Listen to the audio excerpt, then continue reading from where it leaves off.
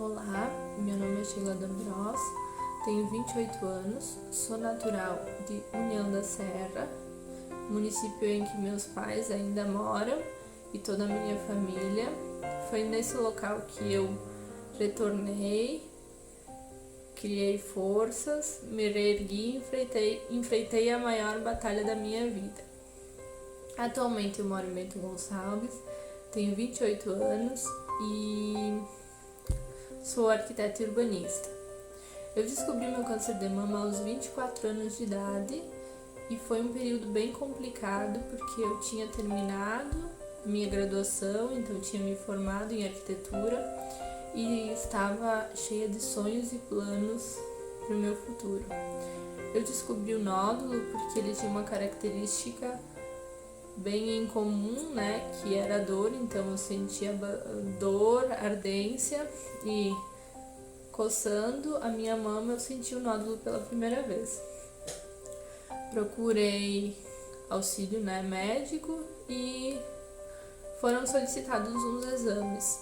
Não sendo comum o câncer de mama na cidade, então em um primeiro momento eu não tive muito medo. Porém, a minha família tem um histórico de câncer de ovário. A minha avó paterna faleceu há muitos anos atrás, acho que em 94, se não me engano. E a irmã do meu pai, minha tia, tinha desenvolvido câncer de ovário também há um ano antes. Então, no fundo, eu sabia que eu tinha esse histórico não muito favorável, mas até então não sabia muito sobre a alteração genética. Então o médico solicitou uma ecografia, eu fiz a ecografia e nessa primeira ecografia apareceu que eu tinha um nódulo na mama com 3 centímetros de diâmetro, então o nódulo já era grande. Eu lembro como se fosse hoje, quando eu cheguei no consultório, quando o médico abriu o exame pela primeira vez, ele ficou bem assustado e eu estava sozinha. E os médicos sempre foram muito claros comigo, nunca me esconderam nada. E naquele dia ele já me disse que a suspeita de ser um câncer maligno era muito... Enfim, câncer é maligno. De ser um nódulo maligno era muito grande. Então ele precisava fazer uma biópsia para confirmar o diagnóstico. Eu lembro que eu cheguei em casa e eu contei para minha família e eles ficaram um pouco incrédulos, né? A família sempre demora um pouco mais para acreditar ou aceitar. E eu lembro que eles falavam: não, imagina, não é nada. Não, nem fala isso porque só de falar já puxa. Então, no fundo eu já sabia que eu tava com câncer de mama. Pra minha família demorou um pouco mais para cair a ficha. Eu fiz a biópsia com 7 dias depois da consulta e o resultado da biópsia também chegou muito rápido, foram 5 dias. Eu lembro que o dia que eu recebi a confirmação, né, eu chorei muito, eu fiquei desnorteada.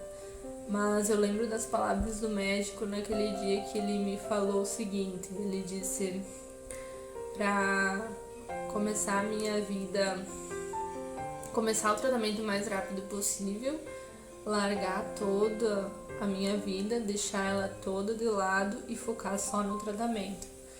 E o conselho que ele me deu foi: eu te encaminhei para o setor de oncologia de Bento Gonçalves, você tem a consulta marcada para quarta-feira no Taquini e o conselho que eu te dou é para não perder tempo.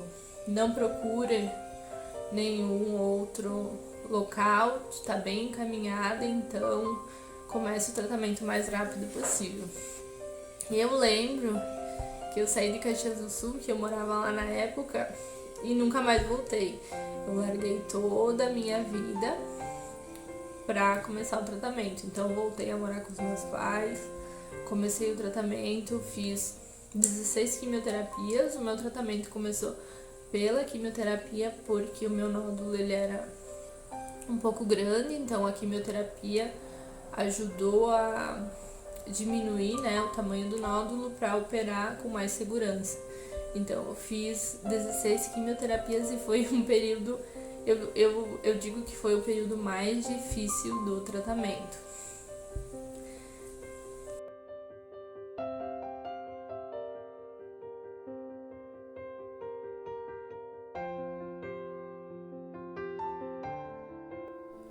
O tratamento do câncer de mama tem uma característica que eu acho que muitas pessoas não sabem, mas a quimioterapia pode causar infertilidade. Eu acho que entre a notícia do diagnóstico e a notícia da possibilidade de me tornar infértil, hoje eu penso que as duas notícias tiveram um peso muito grande na minha vida. Na época foi orientado que eu fizesse o congelamento dos óvulos, mas eu procurei, uma clínica para fazer o congelamento dos óvulos e a médica me pediu 3 meses para fazer o congelamento, e nesses 3 meses eu não estaria começando a quimioterapia. Então, as palavras do médico, do ginecologista, o conselho que ele me deu foi: comece o tratamento o mais rápido possível. Então eu não fiz o congelamento dos óvulos.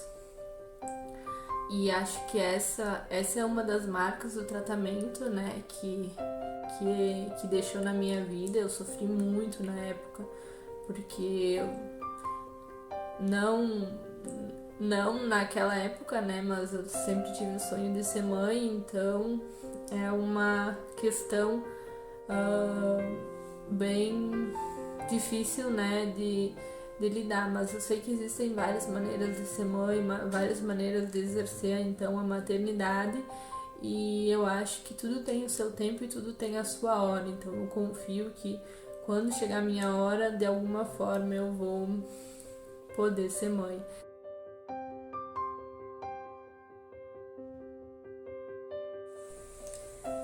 Então, nesse período da quimioterapia, eu também consultei com um médico geneticista. A minha tia já tinha feito um estudo genético e tinha constatado que ela tinha uma alteração genética no gene BRCA1. O gene BRCA1, ele tem uma predisposição para desenvolver câncer de mama e de ovário. Então, eu também fiz o estudo genético e ele também comprovou que eu tinha essa mesma alteração. Eu herdei a alteração genética por parte de pai, não por parte de mãe. Então, é muito comum e é bom orientar as pessoas que câncer de mama não desenvolve só em mulher. Homens também podem desenvolver câncer de mama. Meu pai, que tem essa alteração genética, ele também faz exames anuais, ecografias mamárias, para prevenção do câncer de mama.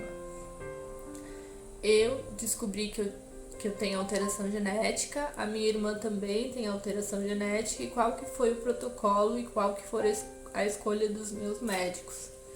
Então eu terminei a quimioterapia e a melhor opção para a cirurgia foi a mastectomia bilateral. O que é a mastectomia bilateral? É a retirada das mamas. Então, na cirurgia, na verdade nem foi uma escolha, Foi uma sugestão, mas sem muita escolha, Por caso eu não fizesse a mastectomia bilateral, a chance de desenvolver um segundo câncer de mama era muito grande. Então, entre fazer a mastectomia, ocorrer o risco de desenvolver um segundo câncer de mama, não tem nem resposta para isso, A mastectomia foi a escolha certa. Então, eu fiz a mastectomia bilateral com reconstituição imediata. Retirei as mamas e já coloquei a prótese na mesma cirurgia. Foi uma cirurgia bem complicada, porque a gente sente um pouco a nossa feminilidade, Mas a reconstituição, ela é muito importante. Hoje o SUS ainda ele oferece a reconstituição mamária. Eu fiz a mastectomia e depois terminei o meu tratamento com a radioterapia. Como eu disse, o tratamento não foi um período muito fácil, mas a gente reúne todas as forças que existem no mundo e com o apoio da família, dos amigos e de todas as pessoas, o tratamento se torna um pouco mais leve. Hoje, né, já faz um tempinho que eu terminei o tratamento e eu consegui aos poucos retomar a minha vida. Claro que não é fácil, o tratamento ele deixa muitas sequelas na vida das pessoas, né? Eu acho que a maior sequela ou a maior trauma na minha vida nem foi o câncer. Foi na descoberta do câncer, muitas pessoas não